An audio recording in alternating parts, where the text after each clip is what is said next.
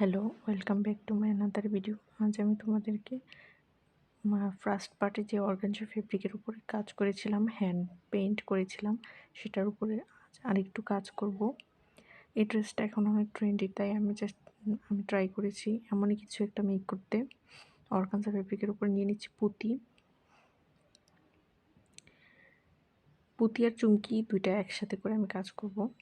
নিয়ে নিচ্ছি fabric colour.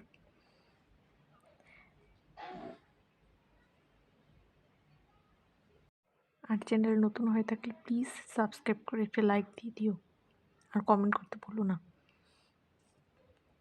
এই যে আমি ড্রেসটা মেক করে নিয়েছি, সাইড দিয়ে আমি এমন লেস কিনে নিয়েছি। আমি এটার গজ কিনেছিলাম মেবি 10 টাকা করে। বিভিন্ন জায়গায় বিভিন্ন রকম প্রাইস হতে পারে।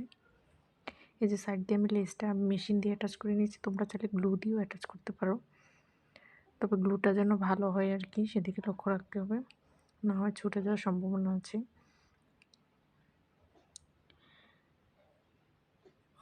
তারপরে আমি আমার কাজ শুরু করতে যাচ্ছি। এগুলো আমি আগেই অ্যাটাচ করে নিয়েছিলাম গ্লু দিয়ে। সুই দিয়ে আটকানোর চেয়ে আমার কাছে মনে হয় গ্লু দিয়ে আটকালে অনেকটা তাড়াতাড়ি হয় আর অনেকটা মজবুতও হয়। হ্যাঁ, তবে গ্লুটি যদি ভালো না হয় তবে উঠে যাওয়ার সম্ভাবনা থাকে। এবারে আমি গ্লু দিয়ে নিচ্ছি। গ্লু দেওয়ার পরে আমি একটা চুমকি এভাবে অ্যাটাচ করে দিব। এভাবে আমি বাকি চুমকিগুলো অ্যাটাচ করে নিয়েছিলাম কাজের সুবিধার্থে। গ্লুটা একটু বেশি করে দিতে হবে, তারপর দেন চুমকিটা উপরে দিয়ে অ্যাটাচ করে একটু চাপ দিয়ে নিতে হবে। আর গ্লুটা অবশ্যই ট্রান্সপারেন্ট হয়ে যাবে শুকিয়ে যাওয়ার পরে। এখন অবশ্য দেখতে অনেকটা হোয়াইট কালার লাগলেও শুকানোর পরে এটা অনেকটা ট্রান্সপারেন্ট হয়ে যাবে, মানে একদমই কাপড়ের সাথে মিশে যাবে, বোঝা যাবে না, একদম স্টেইন থাকবে না। এই যে আমি আরেকটা পুঁতি দিয়ে নিচ্ছি। আমি যেখানে চুমকিগুলো অ্যাটাচ করতে চাচ্ছি ঠিক সেখানে একটু বেশি করে গ্লু লাগিয়ে তারপরে আমি একটা একটা করে দিয়ে নিব। আর শুকানোর জন্য একটু ওয়েট করতে হবে। তোমরা চাইলে নিচে কোনো কার্ডবোর্ড বা অন্য কিছু দিয়ে পেপার দিয়ে নিতে পারো, বাট আমি এভাবে করে নিয়েছিলাম, আমার মনে ছিল না দেওয়ার নিচে কিছু দেওয়ার জন্য।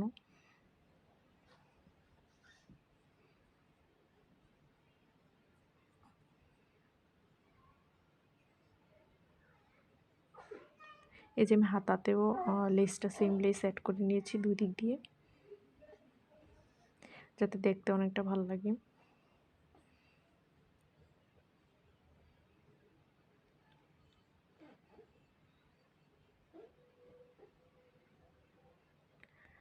তারপর আমি বাকি কাজ করে নিব।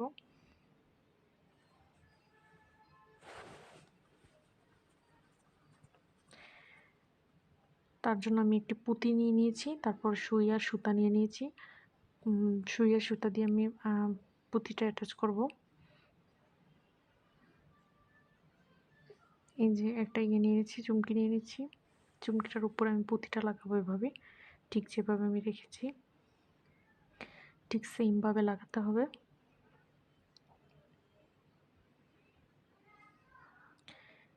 এই যে প্রথমে আমি চুমকিটা অ্যাটাচ করে নিব, সুইয়ের মধ্যে ঢুকিয়ে নিব ঠিক পিছনের পাট দিয়ে। আমি এখানে যে কাজ করার জন্য যে সুতাটা হয় ওই সুতাটা ইউজ করতেছি। ওই যে কী সুতা যেন বলো এটাকে, রেশমি সুতা। ওই রেশমি সুতাটা ইউজ করতেছি, কারণ ওইটা অনেক মানে ট্রান্সপারেন্ট লাগে কালারটা, আর হিলের সুতা থেকে বেশি আর অনেকটা মজবুত হয়, সহজে ছিঁড়ে যায় না আর কি। আমি পিছন দিয়ে সুইটা ঢুকিয়ে নিচ্ছি,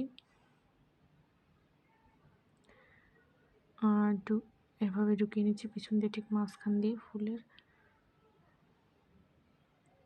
এভাবে ধরে ঠিক মাঝখান দিয়ে এভাবে ঢুকিয়ে নিচ্ছি চুমকি, এবং চুমকির উপর একটা পুঁতি ছোট সাইজের।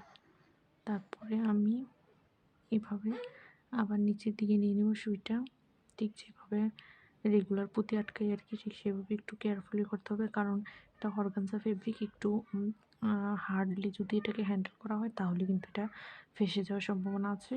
আর ফেঁসে গেলে কিন্তু এটা পরা যাবে না, কারণ অনেকটা পাতলা এবং সেন্সিটিভ হয়ে থাকে অর্গানজা ফেব্রিক।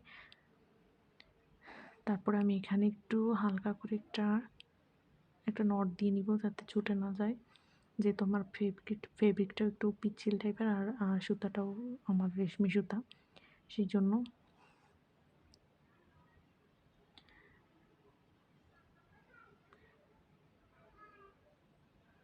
এই যে আমি দিয়ে নিয়েছি।